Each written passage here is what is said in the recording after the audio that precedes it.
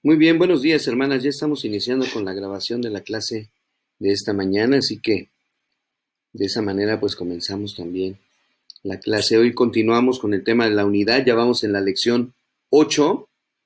Entonces el tema de hoy es la unidad en la fe, la unidad en la fe, como pueden ustedes ver ahí. Vamos a ver 4 puntos importantes hoy. Vamos a hablar de la base de la unidad en la fe, pues es la salvación en nuestro Señor Jesús.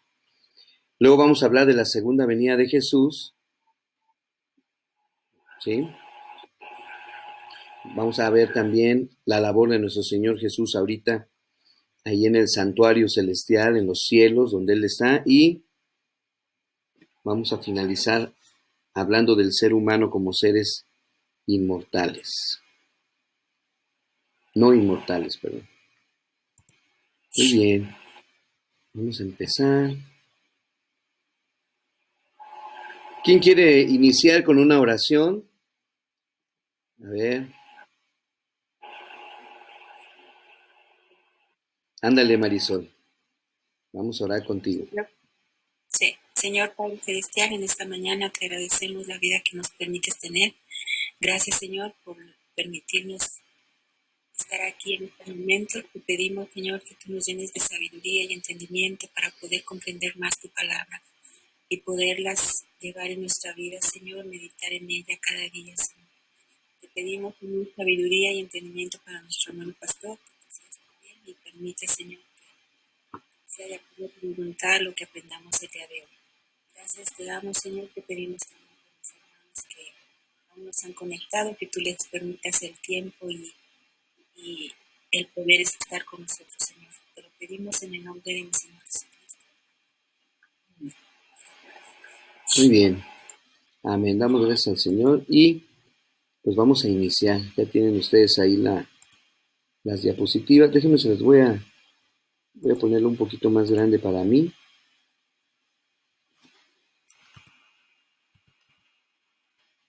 Listo. Bien, entonces el punto número 1 de esta mañana, en nuestro tema de la unidad en la fe, es precisamente solo hay salvación en Jesús. La base de la unidad de todo creyente, viva donde viva, esté donde se encuentre, ¿verdad? Es que solamente hay salvación en Cristo Jesús. Así como hemos visto también que toda la Biblia es cristocéntrica, es decir, que el mensaje desde Génesis hasta Apocalipsis siempre será nuestro Señor Jesús, ¿verdad? Bien, y el pasaje clave para nosotros en esta mañana dice, y en ningún otro hay salvación, porque no hay otro nombre bajo el cielo dado a los hombres en que podamos ser salvos. Entonces, esta es una máxima bíblica para nosotros, que es un pasaje que seguramente algunos de ustedes ahorita lo repitieron de memoria, ¿verdad? O lo hemos escuchado infinidad de veces, pero lo importante es entender las aseveraciones que nos da. La primera es, en ningún otro hay salvación. Está hablando de nuestro Señor Jesús. Y dice que solamente en Él hay salvación. Y luego dice, porque no hay otro nombre bajo el cielo dado a los hombres. Solamente alguien tiene ese nombre, ¿verdad? Y ese nombre es Jesús, que significa Yahweh salva. ¿Sí? Y Él, ese nombre le fue dado al Señor. Y para poder salvo solamente en Jesús. Muy bien, solo hay salvación en Jesús, es el punto número 1.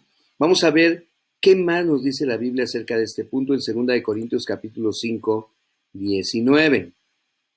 Tratando de entender la cosmovisión de Dios, la manera en que Dios ve y hace las cosas. ¿Verdad? Permítanme, déjenme, les doy entrada aquí a los que van llegando. Dice que Dios estaba en Cristo, reconciliando consigo al mundo. Es a través del Señor Jesucristo que el Señor reconcilia con Él mismo al mundo. Luego dice, no tomándoles en cuenta a los hombres sus pecados, nos encargó a nosotros la palabra de la reconciliación. Otra vez, el punto clave de la salvación nace en el corazón de Dios y está o descansa sobre la persona de nuestro Señor Jesucristo. Por eso Romanos 3:23 dice, por cuanto todos pecaron y están destituidos de la gloria de Dios. Es decir, estamos separados, destituidos, pero Dios, a través de Cristo, fue provisto para reconciliar con Él al mundo. Por eso dice Romanos 6:23, la paga del pecado es muerte, mas la dádiva de Dios es vida eterna en Cristo Jesús, Señor nuestro. Entonces dice Romanos 6:23, la paga del pecado es muerte. Sí, pero acá en 2 Corintios 5:19 dice Dios, no les tomo en cuenta a los hombres sus pecados por medio de estar por la reconciliación en Cristo. ¿Sí? Romanos 3:24 y 25 dice que somos justificados por eso gratuitamente por su gracia. ¿Cómo? Mediante la redención que es en Cristo Jesús.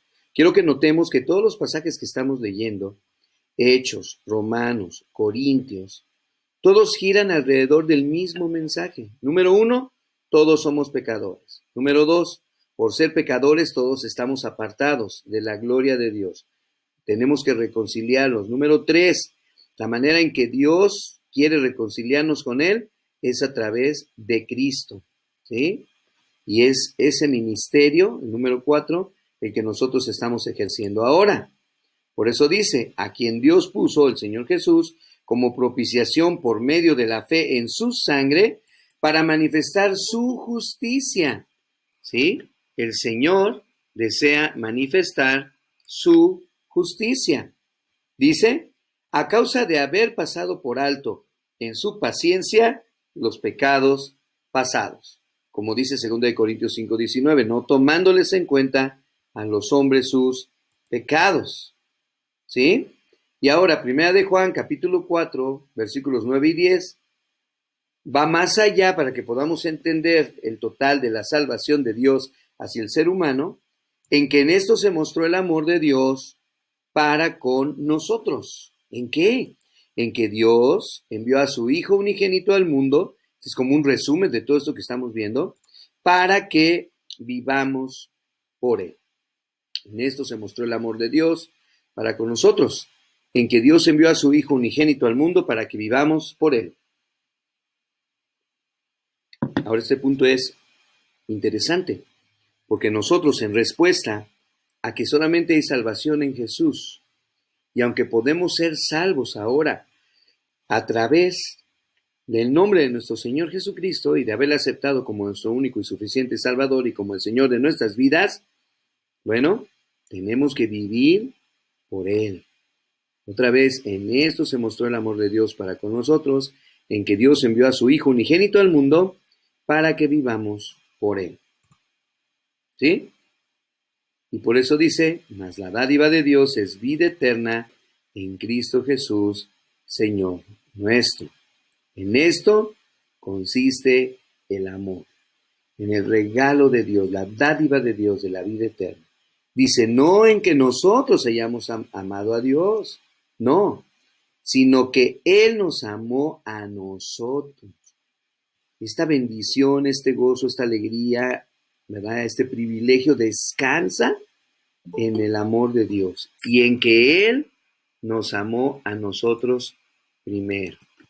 Ese es el punto importante. Y por eso dice, y envió a su Hijo en propiciación por nuestros pecados. Así que, hermanos, cuando estamos hablando de unidad de la fe, que es el tema que estamos tratando en esta mañana, tenemos que entender que la base de la unidad de la fe de todo creyente está en que solo hay salvación en nuestro Señor Jesús. No, ya llegó Mayra, ya llegó Gaby, buenos días. Solamente hay salvación en nuestro Señor Jesús. ¿Sí? Puede haber muchos ministerios, puede haber muchas otras cosas importantes dentro de nuestras doctrinas fundamentales, ¿verdad? Nuestra creencia en Dios, en el Espíritu Santo, en la iglesia, mil cosas. Pero lo más importante es reconocer la labor y la persona de nuestro Señor Jesús a través de la salvación. Entonces, ese es el punto número 1. Otra doctrina que nos une firmemente, aunque en los últimos años, estoy hablando de los últimos 50 años para acá, así que a lo mejor algunos de los que estamos aquí ya entramos en esos años, ¿verdad? En cuanto a la segunda venida de Cristo, han entrado algunas enseñanzas en nuestras congregaciones que no se enseñaban en el Antiguo Testamento y que no aprendieron así los primeros discípulos. Sin embargo, vamos a ver que otra doctrina sobre la cual descansa la unidad de nosotros en Cristo es precisamente la segunda venida. Pero está basada en 4 puntos que son indiscutibles y que nosotros los tomaremos en cuenta en esta ocasión a través de este estudio. ¿Ok? Apocalipsis, capítulo 14, versículo 6 dice: vi volar por en medio del cielo a otro ángel, que tenía el evangelio eterno. ¿Para qué tenía el evangelio eterno este ángel? Para predicarlo a los moradores de la tierra. Fíjate bien, a toda nación, a toda tribu, toda lengua y pueblo. Esa es la otra doctrina sobre la cual descansa la unidad en la fe de todo creyente en todo el mundo. Así como creemos que Jesús vino y murió por nuestros pecados y resucitó al tercer día, creemos que Él vuelve a venir por su iglesia. ¿Sí? Entonces, esta es la otra doctrina sobre la cual descansa la unidad de la fe en Cristo Jesús. Vamos a leer pasajes bíblicos acerca de esto. Vamos primeramente a Tito. Tito capítulo 2, de los versículos 11 al 13. Vean, primero, porque la gracia de Dios se ha manifestado para salvación a todos los hombres. Eso ya lo vimos, lo hemos estado leyendo ahorita en los pasajes que leímos de Romanos, Corintios y el libro de los Hechos. Bueno, Él se ha manifestado para salvación, por gracia, algo gratis, ¿verdad? A todos los seres humanos. Enseñándonos que, fíjate, renunciando a la impiedad y renunciando a los deseos mundanos, vivamos en este siglo sobria, justa y piadosamente. Ahí como que podemos encontrar el pasado, el presente y el futuro de nuestra salvación, como han dicho algunos predicadores por ahí. El pasado de nuestra salvación es que la gracia de Dios se ha manifestado para salvación a todos los seres humanos, de la cual gracia de Dios ya nosotros disfrutamos. Es decir, todos los que estamos ahorita aquí somos salvos. Pero ya que somos salvos, ya que el Señor vive en nosotros a través del poder del Espíritu Santo y se manifiesta, bueno, ¿qué tenemos que hacer? ¿Cuál debe ser nuestro comportamiento? Aquí vemos el presente de nuestra salvación. Dice, enseñándonos que debemos renunciar a la impiedad, debemos renunciar a los deseos mundanos y debemos vivir en este siglo, o sea, en esta era, en estos tiempos, sobria, justa y piadosamente. ¿Y dónde está el futuro de nuestra salvación? Bueno, mientras ahorita en el presente estamos viviendo o tratando de vivir, obviamente, sobrios, justos y piadosamente, dice aquí, aguardando la esperanza bienaventurada. ¿Cuál es esa esperanza que hay en todos nosotros? La segunda venida de Cristo. Y la manifestación gloriosa de nuestro gran Dios y Salvador Jesucristo. ¿Cuándo va a ser esa manifestación gloriosa? En la segunda venida de Cristo. ¿Sí? Esa es nuestra fe, esa es nuestra esperanza, ese es nuestro anhelo y ese es nuestro deseo. Así que en este segundo punto que nos habla de la segunda venida de Jesús, nos hace ver que la segunda venida de Jesús está íntimamente ligada a la salvación. Es decir, definitivamente los que somos salvos, ya no esperamos otra cosa. Mientras estamos viviendo en este siglo sobria, justa y piadosamente, estamos aguardando la manifestación gloriosa, la esperanza bienaventurada de nuestro gran Dios y Salvador Jesucristo. ¿Sí? Ahora, es interesante, y aquí es donde entra lo interesante de esto, que esta misma esperanza bienaventurada y esta misma manifestación gloriosa la esperaban ya los apóstoles.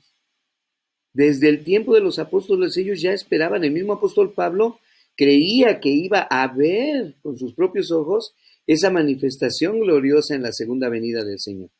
Y sin embargo, no nos ha tocado aún a nosotros esa venida maravillosa, ¿no? Vamos a seguir leyendo para entender cómo es que será esta venida. Déjenme platicarles que algunos de nosotros y algunos seres humanos han pintado al Señor Jesús de muchas y diferentes maneras, ¿verdad? Y estoy hablando de los siglos, y pasa un siglo y empieza otro siglo, y luego pasa ese siglo y sigue otro, y desde la antigüedad han tratado de pintar a la persona de nuestro Señor Jesucristo de diferentes formas, ¿no? Con ojos grandes, algunos con ojos azules, güerito, ¿verdad? Y con unos caireles así maravillosos que descienden hasta por debajo de sus barbas, barba y bigote obviamente cerrados, ¿verdad? Son pocos los que en algún momento pintaron, pero lo han hecho también a Jesús sin la barba, por ejemplo. Muchas de esas pinturas se basan en descubrimientos que se han obtenido, ¿verdad?, a través de las excavaciones en los lugares santos de la época antigua hasta el día de hoy. Sin embargo, ¿cuál es la imagen que nosotros debemos de tener de Jesús? Pues la imagen que nos pinta la palabra de Dios, no hay otra. Y bueno, la palabra de Dios no nos dejó fotografías como para que pudiéramos nosotros decir, cuando le veamos venir, mira, Él tiene esas características. Las únicas características que vemos son las mismas que vieron los discípulos. Por ejemplo, miren, Hechos capítulo 1, versículo 11. Dice, los cuales también les dijeron. ¿Quiénes les dijeron? Unos que se parecieron ahí con vestiduras blancas. Varones Galileos, ¿por qué estáis mirando al cielo? Ahora, yo quiero que noten la siguiente frase, por favor. Este mismo Jesús, y se las estoy subrayando ahí, este mismo Jesús que ha sido tomado de vosotros al cielo, este mismo Jesús así vendrá como le habéis visto ir al cielo. Primero, estamos hablando de un Jesús exactamente igual a como lo conocieron sus discípulos, ¿sí? En persona, personal, ¿ok? Es ese mismo Jesús, el que ellos estaban mirando cuando fue tomado hacia las nubes, ese mismo Jesús vendrá como lo habéis visto ir al cielo. Ahora, estamos viendo que el Señor Jesús fue tomado de ellos, de la tierra, fue tomado al cielo. Y ahora, cuando el Señor Jesús regrese, vendrá del cielo, en la misma forma. ¿Sí? Y de hecho, cuando el Señor Jesús venga, ¿hacia dónde vamos a estar mirando nosotros como creyentes? Pues hacia arriba, ¿verdad? Hacia los cielos, porque es ahí donde viene el Señor. No vamos a tener que verlo llegar hasta abajo, no. Porque dice la Escritura que mientras Él viene descendiendo en los cielos, nosotros le recibiremos en el aire. Bueno, ya me estoy adelantando, espérame tantito, ¿verdad? Entonces, dentro de la unidad en la fe, esta segunda doctrina, y estamos viendo que está muy acorde, muy ligada a la doctrina de la salvación. ¿Por qué? Porque está basada en la esperanza del creyente, ¿sí? Vamos a seguir adelante. Entonces, el punto que sigue, vamos a ver 4 puntos dentro del punto 2, que es la segunda venida de Jesús. El primer punto, o subpunto, si lo quieres llamar así, es que el mismo Jesús que se fue es el mismo Jesús que vendrá, ¿sí? Así de sencillo, el Hijo de Dios. Pero también vamos a ver que esto será un acontecimiento universal. Hay algunas doctrinas por ahí que están circulando entre algunos cristianos y algunas iglesias bautistas también han abrazado esa doctrina del rapto, donde incluso algunas películas hollywoodenses, ¿verdad?, cristianas, pues han hecho pensar a los hermanos que así será, donde en un momento dado, en el rapto, de repente unos serán arrebatados y otros no, obviamente que sí va a ser así, pero lo hollywoodesco de esto es que de repente la persona desaparece, ¿no? Y la ropa se queda ahí doblada en el asiento del carro donde venía sentado o si iba caminando ahí quedó en el suelo del parque donde iba caminando su ropa dobladita, ¿verdad? Y él fue raptado. Y luego la gente que no fue raptada se queda así como que, ¿qué pasó? Y ahora qué va a suceder, y, ¿verdad? Como si no supieran qué está pasando. Bueno, esa es la parte de Hollywood. Cuidado, porque no es así. La palabra de Dios no nos enseña eso. ¿Sí? Entonces vale la pena que si estamos hablando de la unidad en la fe, y esta es una doctrina de la cual tenemos que estar bien, todos nosotros unidos, hablando del tema de la unidad, pues tomemos en cuenta con mucho cuidado lo que sí dice la Biblia, y es lo que vamos a ver ahorita, ¿sí? El punto número 2 de la segunda venida de Jesús es que será un acontecimiento universal. Anótalo. Será un acontecimiento universal. Aquí y en China y en Inglaterra y en la Patagonia y en todos lados nos daremos cuenta de que el Señor Jesús ha vuelto a la tierra. ¿Sí? Veamos Mateo capítulo 24, versículos 26 y 27, que por cierto son palabras textuales de nuestro Señor Jesús. Dice, así que, si alguien les dijere, mirad, está en el desierto, no salgas. O miren, está en los aposentos, no lo creas. Ahí nos está diciendo el Señor Jesús que debemos de tener cuidado. Y luego dice, porque como el relámpago que sale del oriente y se muestra hasta el occidente, o sea, cruza toda la tierra, ¿qué dice el Señor? Así será también la venida del Hijo del Hombre. O sea que todo ser humano, en todo continente, universalmente hablando, se dará cuenta de la segunda venida del Hijo del Hombre. Será un acontecimiento universal. Ese es el punto número 2 del punto de la segunda venida de Jesús.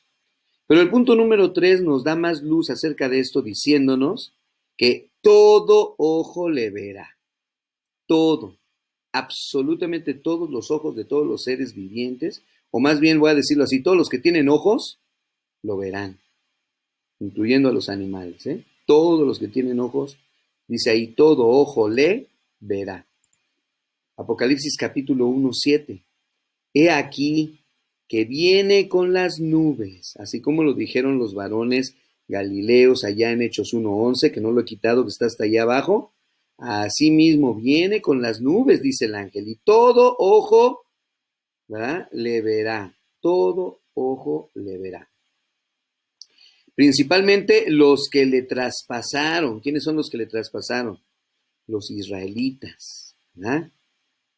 Y todos los linajes de la tierra harán lamentación por él. Sí, amén. O sea, no solamente lo dice, fíjate, no solamente dice, he aquí que viene con las nubes, he aquí que todo ojo le verá, he aquí que los que le traspasaron también lo van a ver, he aquí que todos los linajes de la tierra harán lamentación por él, sino que luego dice, sí, o sea, afirma esto que acaba de decir y dice, amén, amén, ¿verdad? Y el punto número 4 que está dentro de la segunda venida de Jesús es que no solamente será un acontecimiento universal, sino que será un acontecimiento fenomenal. O sea, va a ser algo maravillosísimo, ¿verdad? Fenomenal. Fíjate, Mateo 25:31.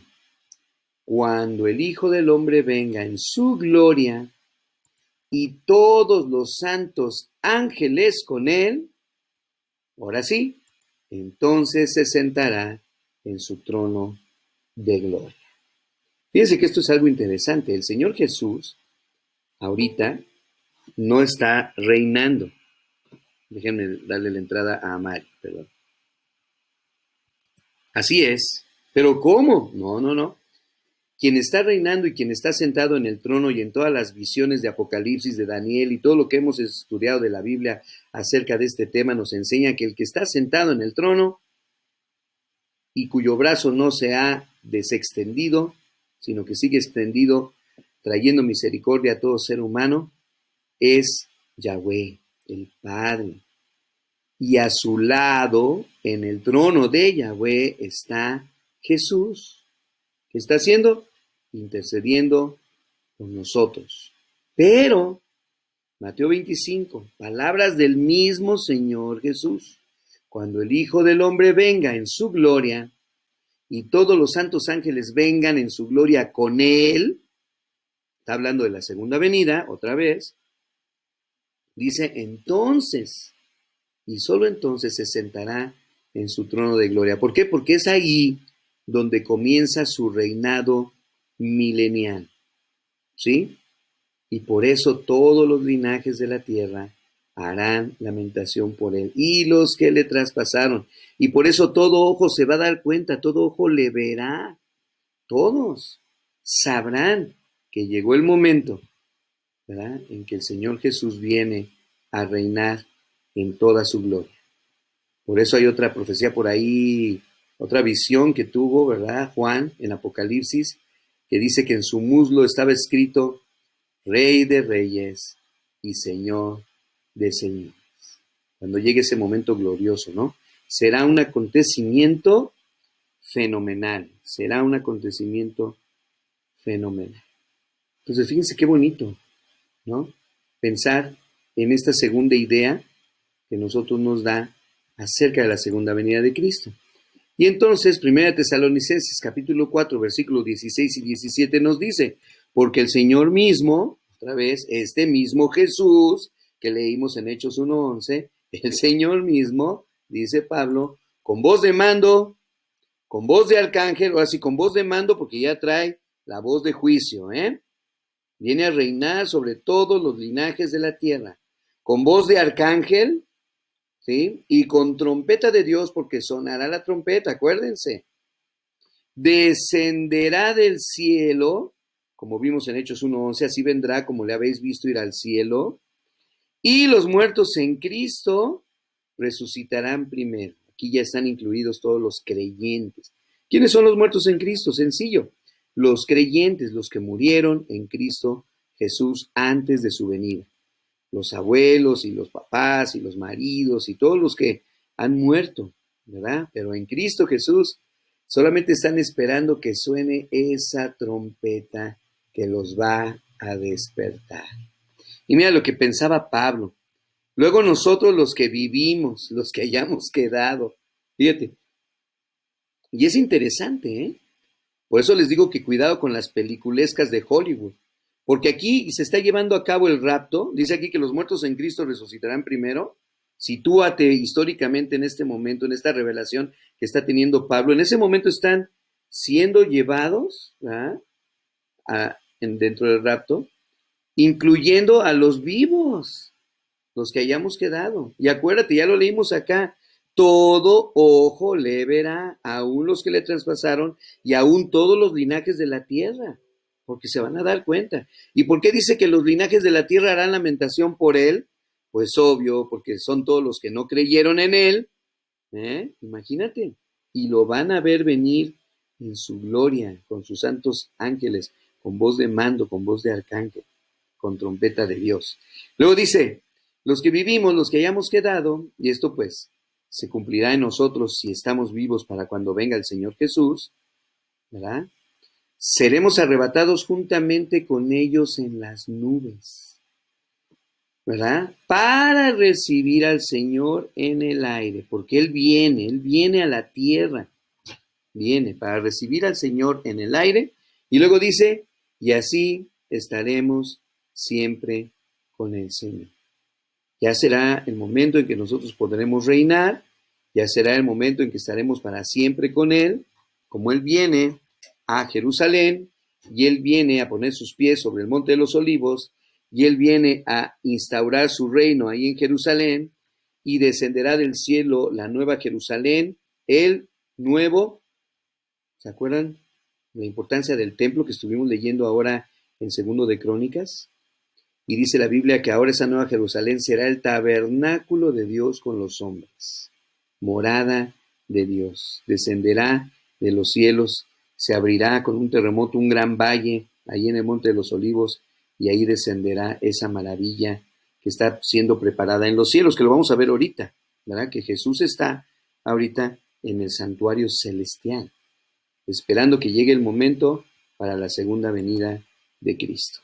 Muy bien, déjenme, no sé si hay algún comentario aquí, alguna duda, alguna pregunta que quieran hacer, ¿verdad? En estos dos primeros puntos, pues vamos a pasar ya al siguiente.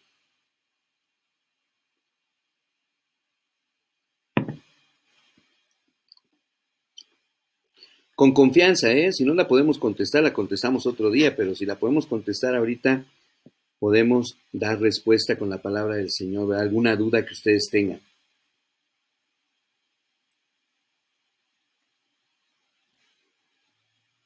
Bueno, veo entonces que no hay. Déjenme llamarles la atención a que estas dos doctrinas que son fundamentales, como decía yo al principio, en la primera doctrina pues estamos la mayoría de todos los creyentes de todo el mundo muy de acuerdo, ¿verdad? Solo en uno hay salvación y esto es solamente a través de nuestro Señor Jesús. Sin embargo, en la otra doctrina que vemos ahí, ¿verdad? No todas las iglesias estamos de acuerdo, ¿no? Y entonces empezamos a tener diferentes opiniones en relación a cómo, a cuándo será la segunda venida de nuestro Señor Jesucristo. Algunos dicen que será antes de que empiece la gran tribulación y que Dios va a librar a la iglesia y luego va a haber 7 años terribles en la tierra de grande tribulación, ¿sí? Y que entonces nosotros seremos salvados de eso, ¿verdad? Yo no creo particularmente esa postura. Otros creemos, y esa es la que yo creo, que vamos a vivir la gran tribulación y que en un momento dado vamos a ser rescatados y que en ese momento viene el Señor Jesús, ¿sí? Que es su segunda venida y ahí instaura su reino milenial, ¿sí? Y esta era la enseñanza que tenían los apóstoles. Y esta era la enseñanza de los primeros padres de la iglesia. Si tú lees a Ireneo, si tú lees a todos los primeros padres que dejaron sus libros escritos, ¿verdad? Vas a encontrar que esa era la enseñanza que tenían los apóstoles. El Señor Jesús vendría en tiempos de persecución, en tiempos de dificultades. Es más, el mismo Señor Jesucristo, ahí en Mateo 24, enseña que inmediatamente después de la persecución, veréis la señal del Hijo de Dios en las nubes. ¿Sí? O sea, está hablando de que vendrá después de, y que todos nosotros estaremos, y ahí él incluye a sus discípulos, cuando está dando esta enseñanza, le está diciendo, seréis perseguidos, ¿no? Obvio, porque Satanás está en contra del Señor Jesús, Satanás está en contra de la iglesia. ¿A quién va a perseguir? Pues a la iglesia. ¿Ah? No va a perseguir a los que se queden, como dicen algunos por ahí después del rapto, ¿no? ¿No? Él quiere y está en contra de la congregación del Señor. ¿Ah? Que ahí está el Espíritu Santo de Dios trabajando. Y entonces hay diferentes posturas ahí, pero no son doctrinas, ojo, son posturas, son interpretaciones, son pensamientos que se han venido dando a lo largo de los tiempos, ¿verdad? En las iglesias. Allá en los años 60, cuando entró por primera vez la enseñanza de un gran estudioso bíblico que fue Darby, otro de ellos también fue Scofield, algunos de ellos enseñan el sistema dispensacionalista y lo imprimen en sus propias Biblias de estudio, ¿verdad? Y es un sistema que muchos cristianos lo adoptaron cuando salió en su época, ¿no? Y con el paso del tiempo hemos visto que esa manera de enseñar la palabra de Dios no es la correcta, ¿sí? De hecho, muchos que antes eran dispensacionalistas, pues ahora han escrito varios libros acerca de esto, ¿no? Y cómo ya no es así. Debemos de por eso estudiar la palabra de Dios y ver qué es lo que Dios dice y cómo es que lo dice. Y ser muy literales en lo que el Señor Jesús nos enseña también. Es muy bonito que en este pasaje en particular, o cuando habla de la segunda venida, el Señor Jesús se tomó todo un tiempo para hablar con sus discípulos acerca de todo lo que iba a enseñar de la segunda venida, ¿verdad? Ahí disculpen el telefonazo, ¿verdad? Muy bien, entonces vamos a pasar al siguiente punto, ya que no tenemos algún comentario acerca de esto. Vamos a ver que el Señor Jesús está ahorita sentado a la diestra. Dice, Hebreos capítulo 7, 25, por lo cual puede también salvar perpetuamente a los que por él se acercan a Dios. ¿Y qué está hablando este versículo? Noten la segunda frase. Viviendo siempre para interceder por ellos. ¿Sí? Todos aquellos que somos salvos o que hemos sido salvos por la sangre y la gracia del Señor Jesús, ¿verdad? Y que nos hemos acercado a Dios a través de esa sangre preciosa, bueno, el Señor Jesús ahora dice ahí, está viviendo siempre al interceder por los que son salvos. Primera de Juan 2:1, hijitos míos, y vean con qué cariño nos habla el apóstol Juan, ¿no? Estas cosas os escribo para que ya no pequéis, no pequéis. Sin embargo, dice, si alguno hubiere pecado, que dice, abogado tenemos para con el Padre. ¿Y quién es ese abogado? Jesucristo, el justo. Entonces, ¿qué es lo que está haciendo Jesús ahorita? Ya vemos en Hebreos, está intercediendo. Ya vemos aquí en Primera de Juan 2:1, es nuestro abogado delante del Padre o para con el Padre, Jesucristo, el justo. Seguimos leyendo Hebreos 8:1 y 2. Ahora bien, el punto principal de lo que venimos diciendo es que tenemos tal sumo sacerdote. O sea, Hebreos, a través de Pablo, está desarrollando, ¿verdad? Toda esta idea de la figura de nuestro Señor Jesús ahora como sacerdote. La palabra sacerdote significa intercesor, precisamente, y Él está viviendo para interceder por nosotros, y dice que el cual está sentado a la diestra del trono de la majestad en los cielos. O sea, no tiene su propio trono, está sentado a la diestra del trono de la majestad, o sea, de Dios en los cielos. ¿Sí?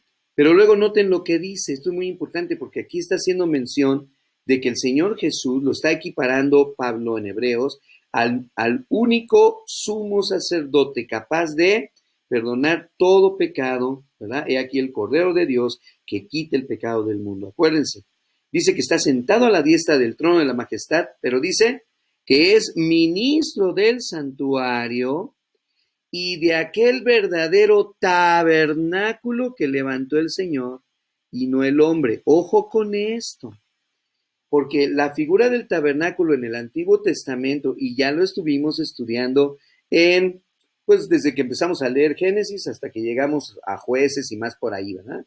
Pero desde que empezamos a leer Reyes y Crónicas, ustedes se acordarán, y lo hemos leído hace poquito, no me acuerdo si fue en esta misma semana o la pasada, hablábamos de que el tabernáculo ahora pasa a un segundo término porque ahora ya existe el templo de Salomón, la majestuosidad. Y dice Dios que Él habitará ahí por siempre, que sus ojos estarán siempre ahí, que Él escuchará las oraciones de todos aquellos que oren en ese lugar o que oren también poniendo su mirada hacia el lugar donde se encuentra ese templo maravilloso.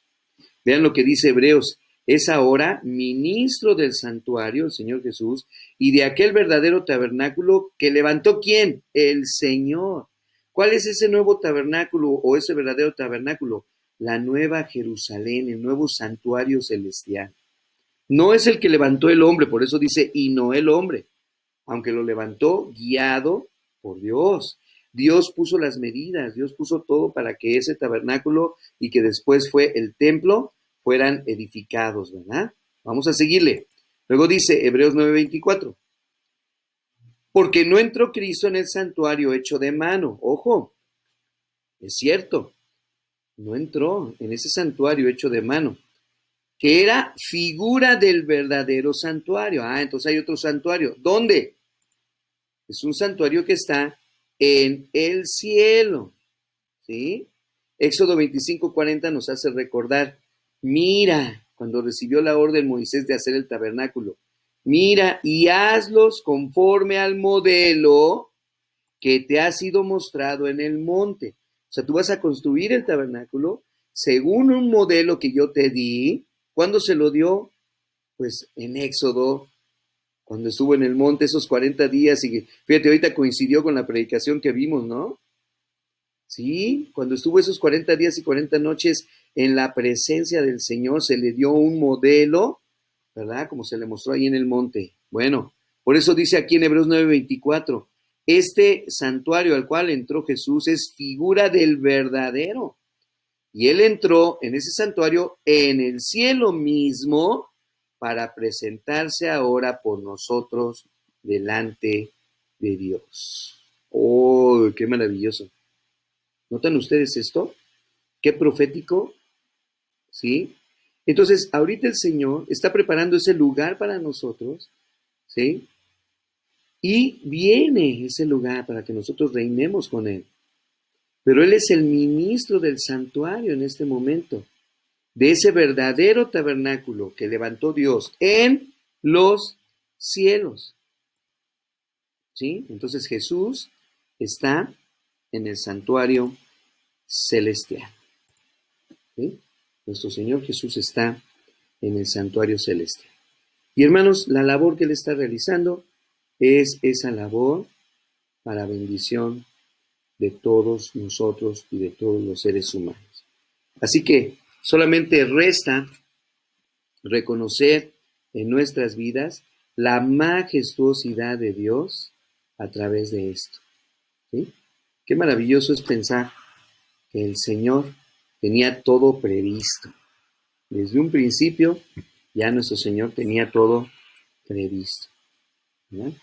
Ahí les estoy dejando a un ladito entonces esta última diapositiva. Vean, vamos a recapitular. Hoy vimos acerca de la unidad en la fe. Vimos que solo hay salvación en Jesús, una de las doctrinas fundamentales de nosotros como iglesia.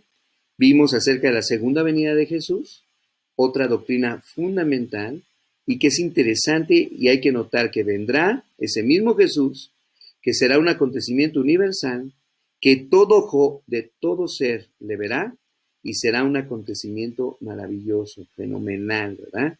Habrá terremotos y resucitarán los que murieron en Cristo y luces en los cielos y imagínate las miriadas y miriadas de ángeles que vienen con el Señor Jesús, etcétera. Y mientras tanto, el Señor Jesús está ahí en el santuario celestial, ese santuario no hecho de manos, ese santuario que Dios ha hecho, ¿verdad? En el cual ya entró el Señor Jesucristo y está esperando el momento preciso en que el Padre le diga, ahora sí, vete a la tierra, porque ha llegado el tiempo de la consumación de todas las cosas, ¿verdad? Y el tiempo de la restauración también, en una nueva tierra y en un nuevo cielo. Y esa es nuestra esperanza gloriosa en la segunda venida de nuestro Señor Jesucristo, en donde habremos de morar con Él para siempre. Muy bien, excelente. Aquí termina nuestra clase del día de hoy. Estamos a muy buen tiempo, ¿verdad? ¿Algún momento para preguntas, comentarios, respuestas? También.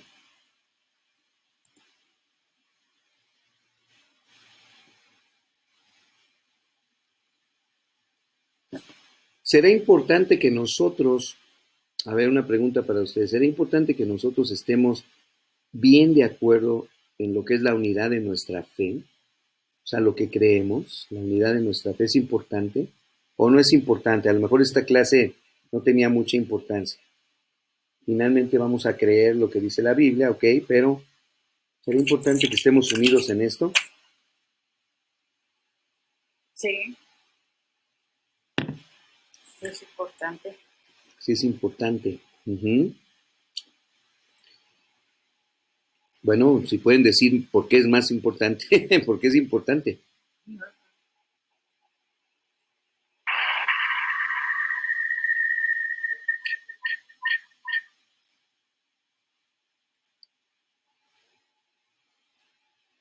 Porque habla de nuestra unidad en la fe, de nuestra unidad en lo que creemos, hermanos. Es muy importante eso para nosotros, ¿verdad? Que seamos de un mismo sentir, de un mismo pensar, ¿sí? Y que este mismo sentir y mismo pensar nos lleva precisamente a escudriñar las Escrituras y ver si todo lo que está escrito coincide con lo que estamos enseñando en la palabra de Dios, ¿sí? Esto es muy importante, porque no estamos poniendo nuestra fe en una denominación, no estamos poniendo nuestra fe en un pastor en particular, o en el que esté al frente dando la enseñanza, llámese maestro de escuela dominical, o líder de alabanza, o quien sea. Estamos poniendo nuestra fe en Jesús, que precisamente es el autor y consumador de la fe.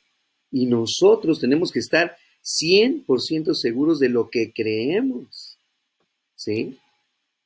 Por eso estamos estudiando la Biblia y oímos la Biblia y leemos la Biblia y tenemos los discipulados, ¿verdad? ¿Por qué? Porque estamos a través de esto creciendo, creciendo en el Señor Jesús.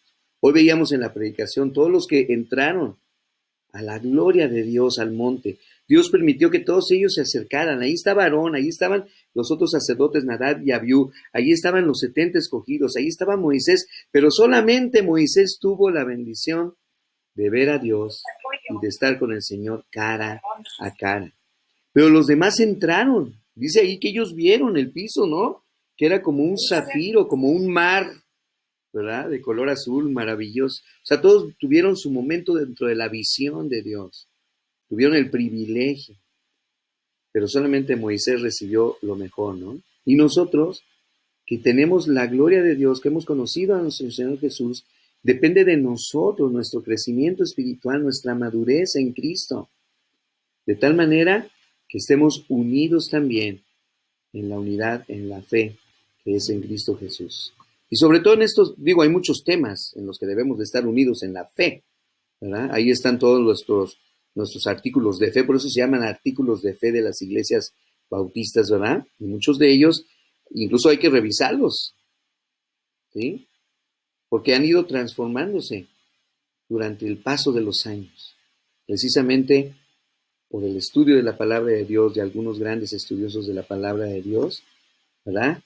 Encuentran respuesta a las doctrinas bíblicas. Muy bien, sí es importante que estemos unidos. ¿Algún otro comentario? Bueno, yo en lo que ayer que dijo que, que la Biblia la debemos de leer también en la casa, ¿verdad? Sí. Yo me quedé pensando en eso, cuando me acosté estaba pensando, pero yo sí le soy sincera, yo, como dice ahorita, que seamos de un mismo sentir. Me gusta mucho leerla en el grupo porque yo sé mi comunión con Dios y digo, pues yo casi apenas que Dios tocó mi corazón el año pasado y estoy diciendo, pues yo estoy aprendiendo mucho y más, así como estoy leyendo con el grupo La Biblia, que estamos viendo puntos que hay muchos, como dices, muchos puntos importantes en la Biblia que hasta ni los comentamos, pero lo que comentamos, pues estoy aprendiendo, ¿verdad? Y los subrayo y me quedo meditando en ellos y pues sí, en esto es importante por eso, porque tenemos comunión, yo pensaba, porque tenemos comunión y, y pues estamos en todo lo que es al tener comunión enfoca todo lo de la iglesia, eh, lo que se ofrece a los hermanos, Sí. en salud, en economía, en oración, simplemente una oración por mí, que estoy enferma, ¿verdad? Es importante, ¿verdad? Que seamos de un mismo sentir. Así es, hermana. La comunión habla de unión común, ¿verdad? Entonces, y recuerden que lo vimos cuando el Señor Jesús lo enseñó también allá en Juan capítulo 17, para que todos sean uno, así como tú y yo, Padre, somos uno, ellos también sean uno en nosotros, dice el Señor Jesús, ¿verdad? Sí es importante todo esto dentro de la unidad. Muy bien. Voy a terminar aquí la grabación.